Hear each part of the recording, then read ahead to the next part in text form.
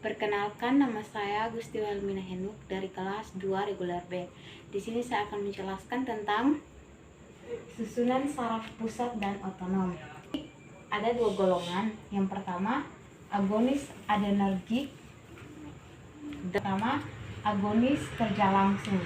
Nah, yang berikut adalah albuterol, yang kedua klonidin, yang ketiga dobutamin, yang keempat dopamin, kelima epinefrin, keenam isopreterenol, yang ketujuh norepinervin, kedelapan phenylephrine, yang kesembilan terbutalin.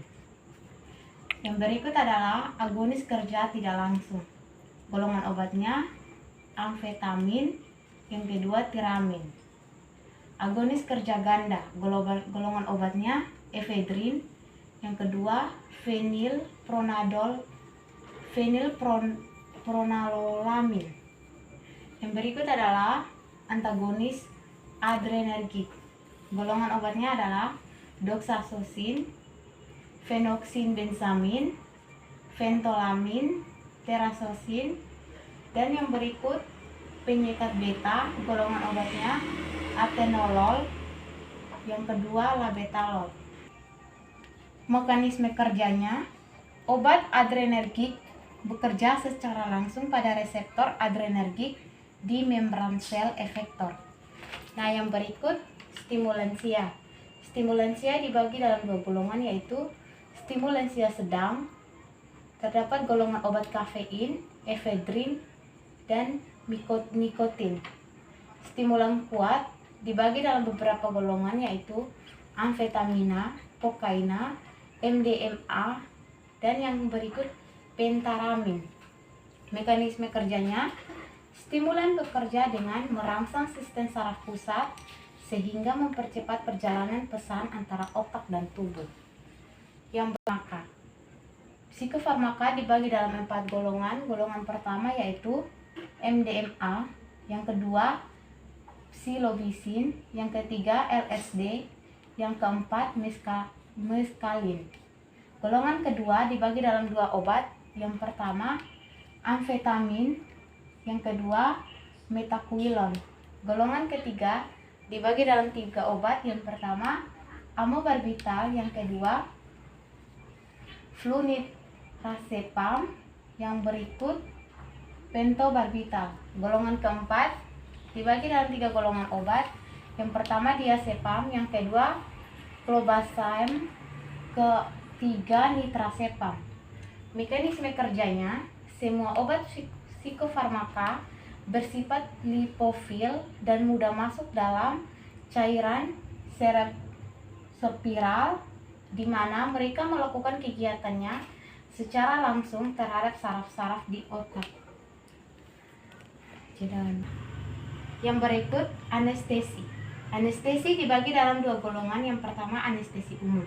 Anestesi umum dibagi dalam beberapa golongan obat. Yang pertama inhalasi, halotan, efluren, isofluren, sevofluren, intravena, barbitural, benzodiazepam atau midazolam. Berikut adalah opioid. Anestesi lokal dibagi dalam beberapa golongan, yaitu kokain dan taba. Taba dibagi dalam beberapa golongan obat juga. Yang pertama prokain, yang kedua lidokain, yang ketiga mepivakain, yang keempat cinhokain, yang kelima bensilalkohol. Yang berikut mekanisme kerja dari anestesi adalah bekerja dengan membuat pusat kesadaran di otak sehingga terjadi amnesia atau kehilangan memori, analgesia atau instabilitas nyeri, hipnosis atau tidur palsu, dan relaksasi atau mengurangi ketegangan pada beberapa bagian tubuh.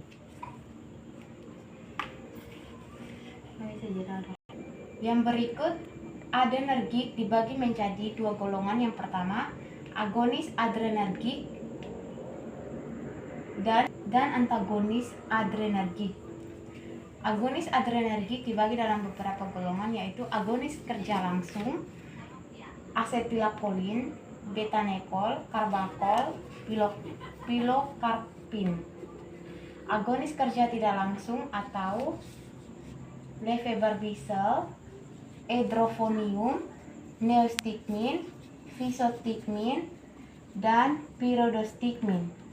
Agonis kerja tidak langsung atau irreversibel dibagi dalam beberapa golongan, yaitu ekotiofat dan isoflavonopat. Yang berikut adalah antagonis adrenergik dibagi dalam beberapa golongan juga. Yang pertama,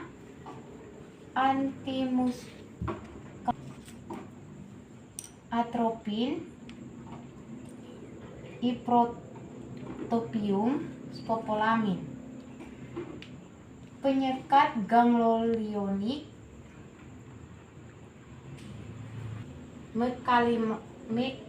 mekamilamin, nikotin, dan trimetafan. Penyekat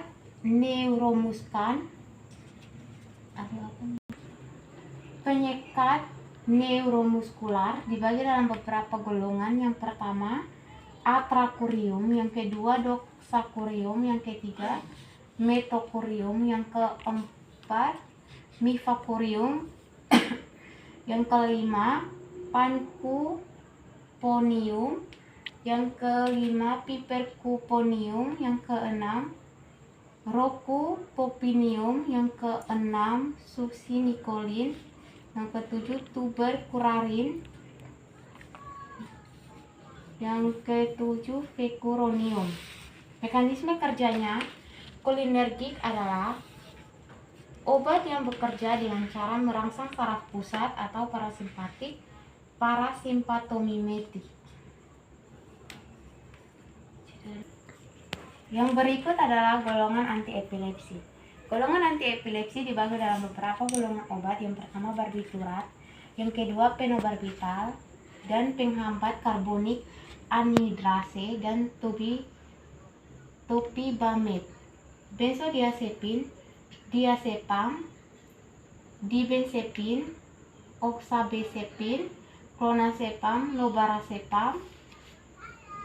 Dan berikut adalah turunan asam lemak valproat, carbamazepin, hydantoin, asam valproat, pinodolin, leventibaletam, triazin, lamotrigin, analog GABA, dan gabapentin.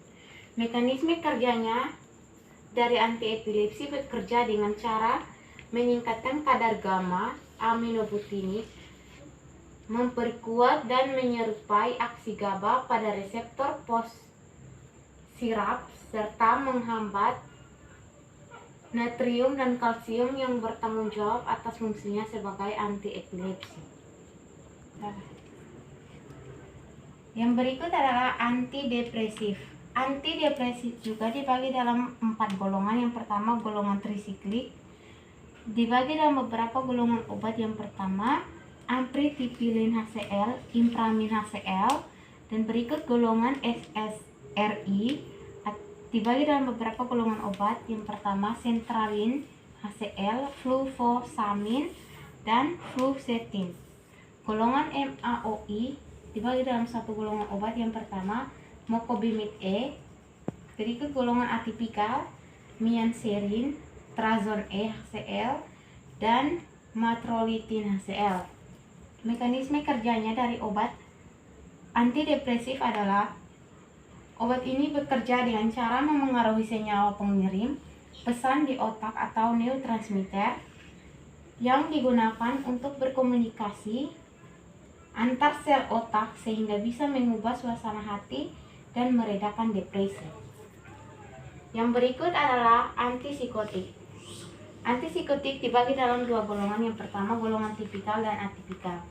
Golongan tipikal dibagi dalam beberapa golongan obat. Yang pertama penotiazin, chloraphoasin, perhenasin, iadiasin, dan butyrophenone, haloperidol, timozaid, benzamid, dan sulpirit. Golongan atipikal dibagi juga dalam beberapa golongan obat. Yang pertama dibenzodiazepin, clozapine, quetiapine, zotapine, risperidone, dan atopiazole. Mekanisme kerjanya, obat golongan antipsikotik bekerja dengan memengaruhi zat-zat lamia atau neurotransmitter di dalam otak, terutama dopamin. Sekian presentasi bagan yang saya jelaskan. Terima kasih.